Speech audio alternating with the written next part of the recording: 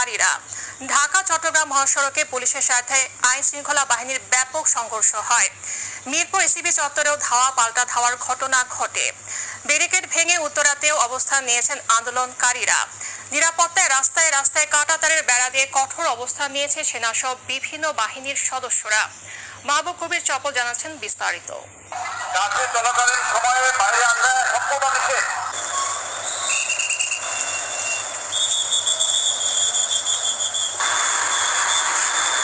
শিক্ষার্থীদের ঢাকা অভিমুখে কর্মসূচি ঘিরে সকাল থেকেই কঠোর অবস্থান নেয় সেনাবাহিনী।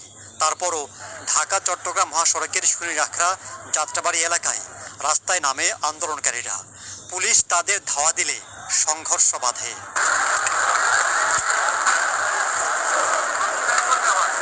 কয়েকদিন থেকে উত্তপ্ত মিরপুরেও কারফিউ উপেক্ষা করে রাস্তায় নামেন শিক্ষার্থীরা। সেখানেও ধাওয়া পাল্টা ধাওয়া হয়। সকাল 11টার পর উত্তরা এলাকায় জড়ো হতে থাকেন বিভিন্ন স্থান থেকে আসা শিক্ষার্থী ও সাধারণ মানুষ।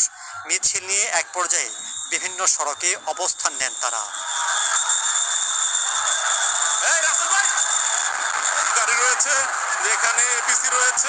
আন্দোলন ঘিরে বিমানবন্দরের নিরাপত্তা বাড়ানো হয়।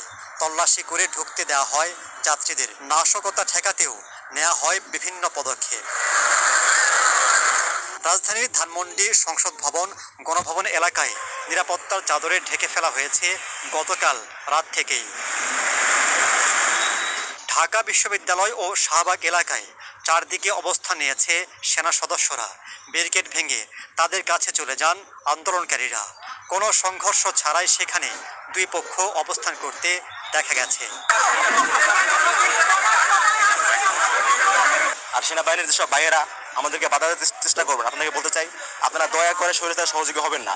আপনারা হয় জনতার কাতারে নেমে আসুন, নয়তো নিরপেক্ষ থাকুন। এছাড়াও আন্দোলনের সমর্থনে রাজধানীর পাড়ায় পাড়ায় দেয়াল লেখন, গ্রাফিতি করছে স্কুল কলেজের শিক্ষার্থীরা।